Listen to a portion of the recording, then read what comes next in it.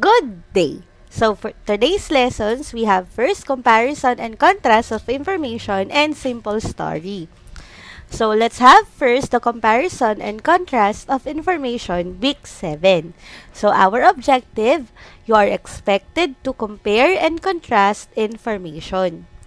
So I have here an example of text. So Mount Mayon and Mount Taal. Mount Mayon and Mount Taal are the two of the most active volcanoes in the country. Mount Mayon is known for its perfect cone-shaped structure. It is located in the Bicol region. Meanwhile, Mount Taal is considered as the world's smallest volcano. It is situated in the Calabarzon region. The two volcanoes may differ in sizes, but once they erupt, both may be destructive. So now, how did the author present information about the two volcanoes? Right.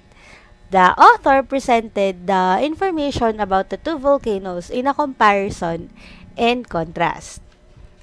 So what is comparison and contrast? So one of the ways in presenting information is through comparing and contrasting. So in comparing, one examines the similarities. When we say similarities, what are the same? Okay, what are the same of two or more persons, places, things, events, and or topics. On the other hand, when we say contrasting, it shows the differences or what is not the same, okay, of the two or more items. Again, comparison, it means the similarities, what is the same. When we say contrast, what is the differences or what is not the same. So I have here another example of informational text. So we will answer this on your paper. So get your paper right there, page 35, learning task 2. And then write 1 to 4. So now, I'm going to read it and then after that, you answer. Okay, the choices are A, B, or C. The cardinal and the cedar waxwing are two common birds. Both have crests on their heads, but these birds have some differences. Male cardinal is bright red, while the waxwing is brown. The cedar waxwing often migrates from one place to another. On the other hand, the cardinal stays in one place year after year. So now let's answer the questions. Number 1. What are cardinal and cedar waxwing? A. Horses. B. Birds. C. Snakes. Number 2. What do they have on their heads? A. Crests. B. Pearls. C. Crowns. Number 3. Based on the selection, how do the two differ in terms of color? A. Male cardinal is bright red while waxwing is brown. Letter B. Male cardinal is brown while waxwing is bright red. Letter C. Male cardinal is bright brown while waxwing is red. Number 4. How is the length of stay in one place described? A. Waxwing stays in one place year after year while cardinal migrates from one place to another. B. Waxwing and cardinal both stay in one place year after year. Or letter C. Cardinal stays in one place year after year while waxwing migrates from one place to another. If you're not yet done, click the pause button. If you're done, click the play button. So now let's answer. Put check if your answer is correct and X if your answer is incorrect.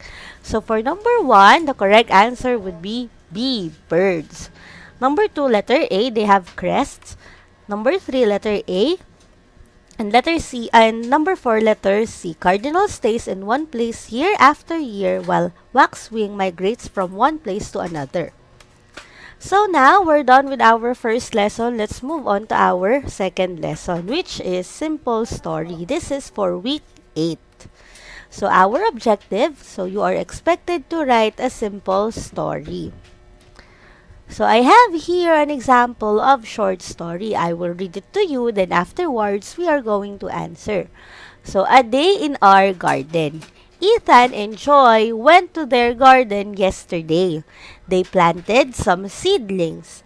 Ethan picked up the dried leaves and threw them into the garbage bin. Joy watered the plants and bushes. After doing their tasks, they sat under the tree and ate mangoes and pineapples. They immediately went back to their house because it rained. So now, let's try to answer these three questions. You may answer to the comment section below. So first, what is the title of the story? Second, who are the characters in the story? And last, what is the setting? So when we say setting, what is the place? Okay? What is the place in the story? So if you're not yet done, click the pause button. If you're done, click the play buttons. So for number 1, the correct answer would be a day in our garden. Second, question, who are the characters in the story? And the answers are Ethan and Joy. And for the last one, the setting of the story could be a garden, in the backyard, or outside the house. So that one is an example of simple story. So what is a story? A story is a text that narrates events.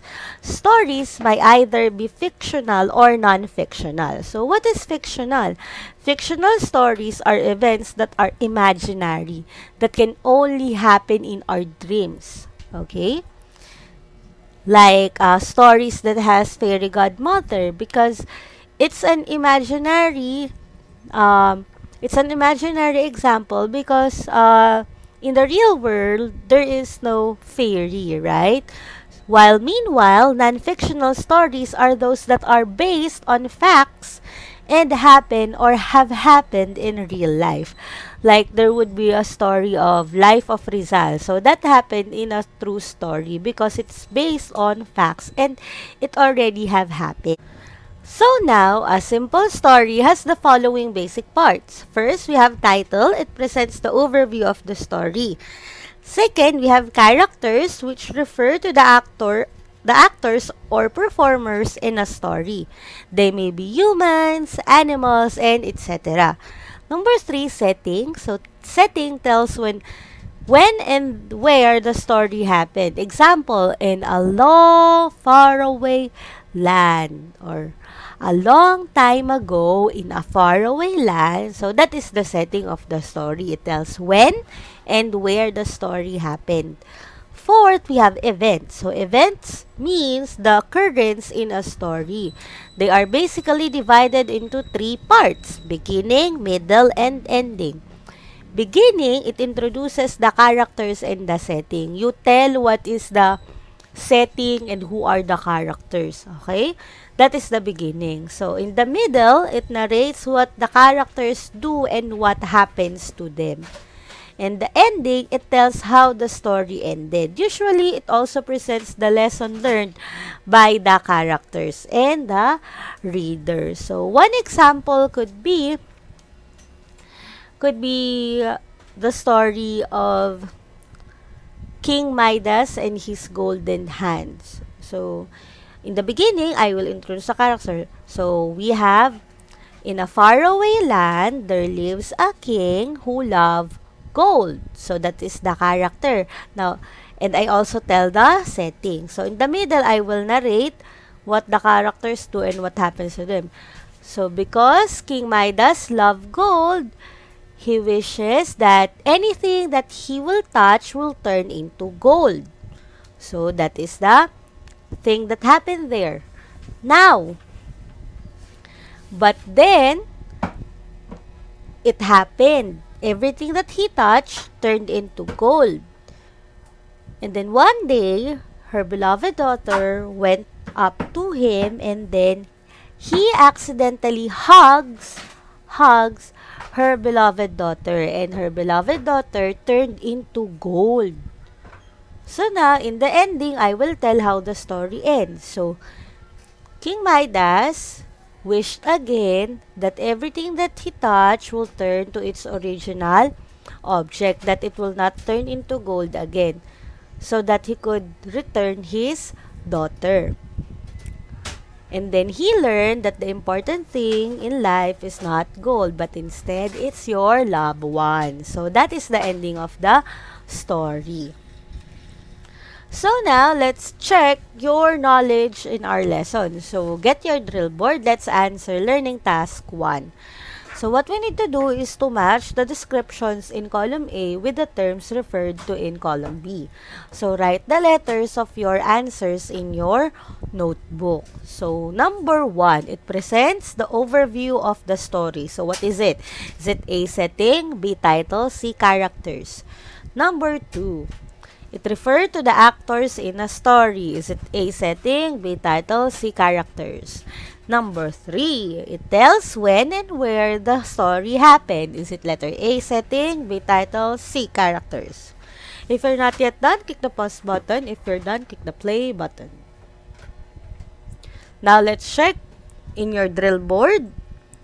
Put a check if your answer is correct and X if your answer is incorrect. So, for number 1, it's letter B. It's the title, the overview. Number 2, the correct answer would be letter C, characters. It refers to the actors in a story.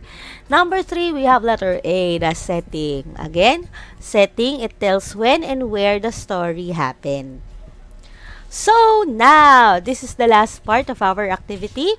This is your performance task. So, you will write it on your paper, okay? Just write in your paper, performance task, learning task 2. Okay? So, what you will do is to write a simple story using the pictures below. Okay? Write a simple story using the pictures below. Then, provide your own title and identify your own characters and setting. Do this in your notebook. So, you will just write in your paper title, characters, when, where, beginning, middle, ending, and then you will create your simple story. So, look at the picture. You based your answers on the pictures that you can see. Look at picture A.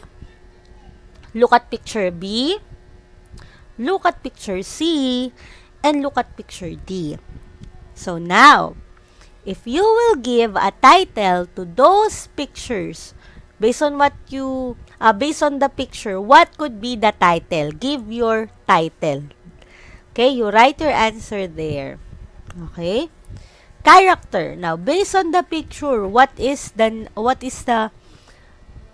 name of that character? You can invent names. Okay? You can invent names of a girl because that picture shows a picture of a girl. And then when do you think that happened? Okay? And where? What is the place do you think that happened? And then beginning. Now you write the start of your story. Based on that picture, picture A, B, C, and D, create your beginning. You write first, where is the setting? When is the setting? When and where the story begins, and who is that girl? You need to give a name to that girl so that you could write the beginning of the story. And then in the middle, you write what happened, what went wrong, and then in the ending, you write what solved her problem and what did she learn. Okay? So again, you will answer it on your paper. Performance task, learning task 2, and then you write title, characters, when, where, beginning, middle, and ending. You based your answers on the pictures. Okay? Picture A, picture B, picture C, and picture D. So if you're done with that, you will pass it to our Google Classroom, or you may send it to me on my Facebook Messenger. And that ends our lesson. Goodbye!